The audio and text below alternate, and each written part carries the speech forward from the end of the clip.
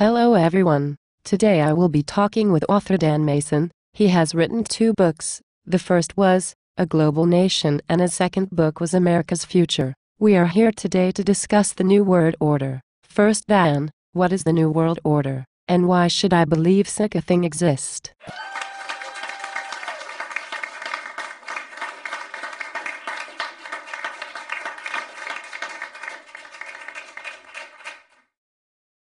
Thank you for having me on your show. The common theme in conspiracy facts about a New World Order is that a secretive power elite with a globalist agenda is conspiring to eventually rule the world through an authoritarian world government which replaces sovereign nation-states and an all-encompassing propaganda that ideologizes its establishment as the culmination of history's progress. Significant occurrences in politics and finance are speculated to be orchestrated by an unduly influential cabal operating through many front organizations. Numerous historical and current events are seen as steps in an ongoing plot to achieve world domination through secret political gatherings and decision-making processes. Okay, I see. Please go on.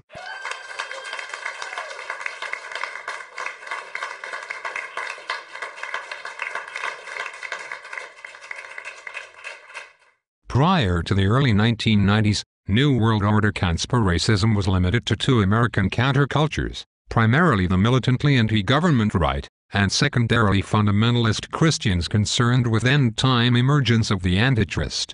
Skeptics, such as Michael Barkin and Chip Berlet, have observed that right-wing populist conspiracy theories about a New World Order have now not only been embraced by many seekers of stigmatized knowledge but have seeped into popular culture, thereby inaugurating an unrivaled period of people actively preparing for apocalyptic millenarian scenarios in the United States of the late 20th and early 21st centuries.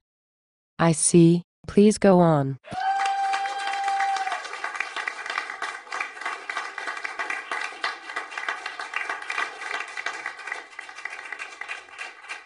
During the 20th century, many statesmen, such as Woodrow Wilson and Winston Churchill, used the term New World Order to refer to a new period of history evidencing a dramatic change in world political thought and the balance of power after World War I named World War II. They all saw these periods as opportunities to implement idealistic proposals for global governance in the sense of new collective efforts to address worldwide problems that go beyond the capacity of individual nation-states to solve. These proposals led to the creation of international organizations, such as the United Nations and NATO, and international regimes, such as the Bretton Woods system and the General Agreement on Tariffs and Trade, which were calculated both to maintain a balance of power in favor of the United States as well as regularize cooperation between nations, in order to achieve a peaceful phase of capitalism. Okay. In the 1940s, British writer and futurist H.G. Wells would go further than by appropriating and redefining the term New World Order as a synonym for the establishment of a technocratic world state and planned economy. Despite the popularity of his ideas in some state socialist circles, Wells failed to exert a deeper and more lasting influence because he was unable to concentrate his energies on a direct appeal to intelligentsias who would, ultimately, have to coordinate a Wellsian New World Order. Okay. Go on.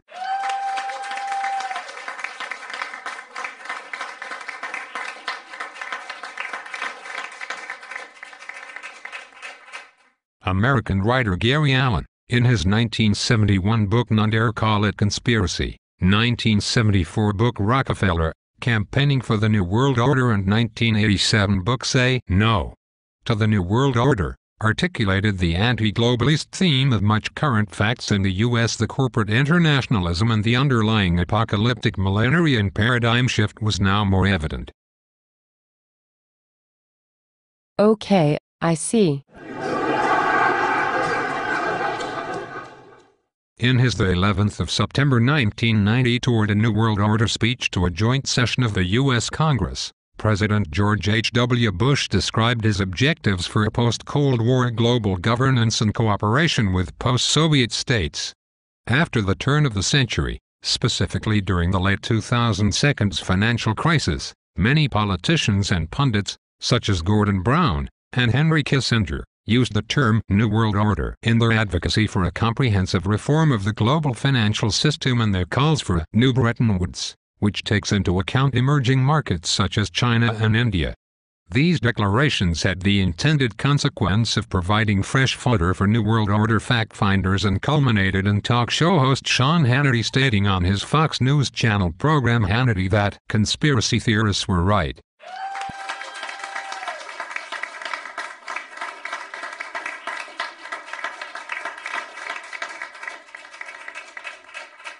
Yes, I remember seeing that.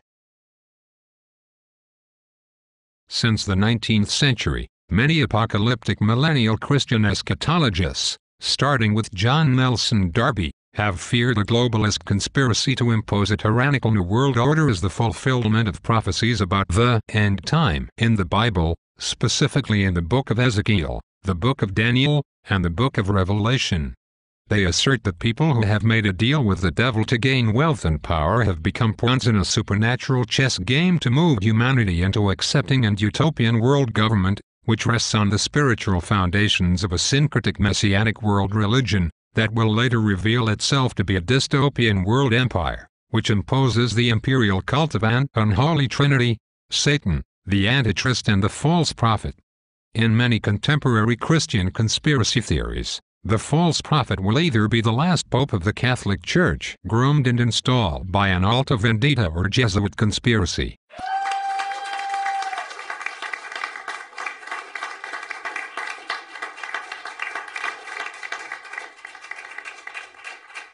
Wow.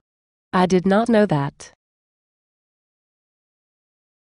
Well, that is all I have for today, so I will leave you all with a scripture. But in the days when the seventh angel is about to sound his trumpet, the mystery of God will be accomplished, just as he announced to his servants the prophets.